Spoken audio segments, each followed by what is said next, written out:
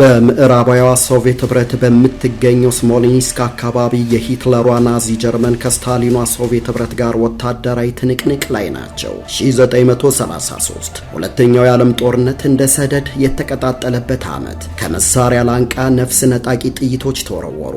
አካል እንደ ድፎ ተቆረሰ። የሰው ልጅ እንደ ደመራ ነደደ። ሐምሌ 9 1933 ዓ.ም ጀርመኖች የ14ኛው የሂዊትዘር ሬጂመንት አመራር የሆነ መቶ አለቃንና ለጊዜው በይፋ ስማቸው በዝርዝር ያልተገለጹ የሶቪየት ወታደሮችን ማረኩ። ጀርመኖቹ በቁጥጥር ስር የዋሉት መቶ አለቃ እጅግ ዋጋ እንዳለው የተረዱት ግን ጥቂት ቆይቶ ነው። መቶ አለቃ ያዕቆብ ጁጋሽቪሊ የሶቪየት ህብረት መሪው የጆሴፍ ስታሊን የመጀመሪያ ልጅ። ጀርመኖች እንደተመኙሃት ቢሉ ይፈረድባቸዋል። ሌኒንግራድ ላይ በነበረው ጦርነት የጀርመን ስድስተኛ ሰራዊት አዛዥ ፊልድ ማርሻል ፍሬድሪክ ጳውሎስ በሶቪየቶች ተማርኮ ነበር። በሁለተኛው ዓለም ጦርነት ጀርመኖች በጠላት ጦር ለመጀመሪያ ጊዜ የተማረከባቸውን ከፍተኛ ወታደራዊ አመራር መታደግ የሚችሉት አሁን እንደሆነ ተረዱ። እናም ልጅህን እንካ ፊልድ ማርሻላችንን ልቀቅልን ሲሉ ለስታሊን የእስረኛ ልውውጥ ድርድር ጥያቄ አቀረቡ። ያዕቆብን በደካማነትና በፈሪነት የፈረጀው ስታሊን ግን የሚቀመስ አልሆነም። ያዕቆብ በመማረኩና በጠላቶቹ ፊት ፈሪ ሆኖ ታይቷል በሚል የተብሰከሰከው ስታሊን ለጠላት እጁን ከሚሰጥ ራሱን ማጥፋት ነበረበት ባይ ነው። በዚህም ክብሬን ዝቅ አድርጓል ያለው ስታሊን በእስረኛ ልውውጡ ሳይስማማ ቀረ።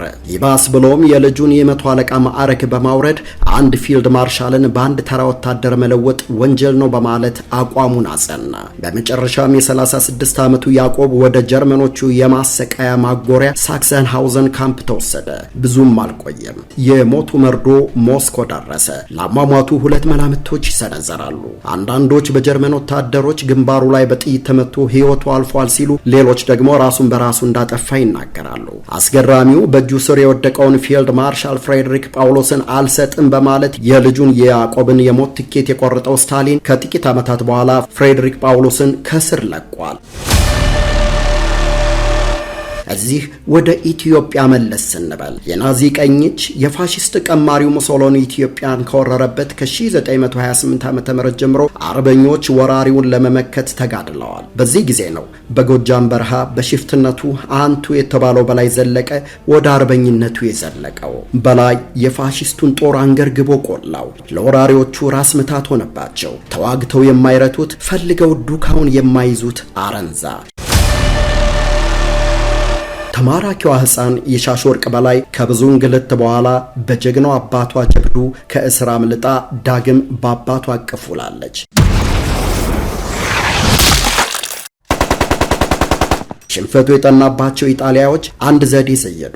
ባለቤቱን ሸክሚቱ አለማየሁንና እህቷን ዘውዲቱ አለማየሁን በግፍ ረሸኑ። በዚህ አልበቃቸውም። የአብራኩን ክፋይ የሻሽ ወርቅ በላይን በቁጥጥር ስር አዋሏት። ልጅህ በእጃችን ናት፣ ልታገኛት ከወደድክ ለኢጣሊያ መንግስት እጅህን ስጥ በማለት በባንዳ ኢትዮጵያኖች በኩል መልእክት ላኩ። ይህም ብቻ አይደለም፣ ጎጃምንም በግዛት እንደሚሰጡት በመግለጽ ለማማለል ሞከሩ። በላይም ባንዳ ተላላኪ ያላቸው ኢትዮጵያውያን ላይ የመጨረሻውን ቅጣት አሳልፎ ተከታዩን መልእክት ለኢጣሊያዎች ላከ። ይድረስ ለኢጣሊያ መንግስት፣ ሰላም ላንተ ይሁን። የላክልኝን እንግዶች እነቀኛ አዝማች እጅጉ ለማን በአክብሮት ተቀብዬ አስተናግጃቸዋለሁ። እንደሚገባቸውም ስፍራቸውን ሰጥቻቸዋለሁ። ላንተ ግን ሌላ ቦታ ሰው ስትልክ ትርጁማን አስተርጓሚ እንዳይቸግረ ብዬ አንዱን ልኬልሃለሁ። ልጅህን እመልስልሃለሁ ለምትለው ለአንድ ልጅ ብዬ እናት ሀገሬን ክጄ አንተ ጋር አልታረቅም። እኔን ፈልገ ማጥፋት እንጂ አንዲት ፍሬ ሕፃን ወስዶ ማስጨነቅና ማጉላላት ደስ የሚል ከሆነ እንዳሻህ አድርጋት። ተማራኪዋ ሕፃን የሻሽ ወርቅ በላይ ከብዙ እንግልት በኋላ በጀግናው አባቷ ጀብዱ ከእስር አምልጣ ዳግም በአባቷ አቅፍ ውላለች።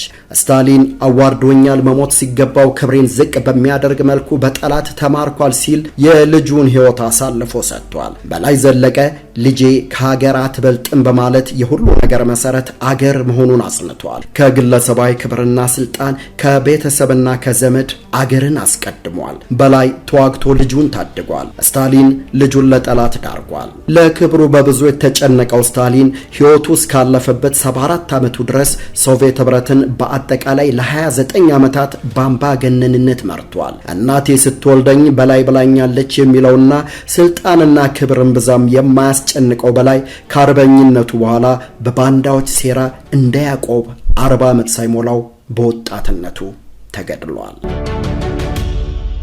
ታርጌት ኢትዮጵያን ላይክ እና ሰብስክራይብ በማድረግ አግዙን። ምክራችሁ ያቃናናል፣ አስተያየታችሁ ያበጀናል። በስልክ ቁጥራችን 07 14 69 49 70 ደውሉልን። በኢሜል አድራሻችን target.galan@gmail.com ላይ ጻፉልን።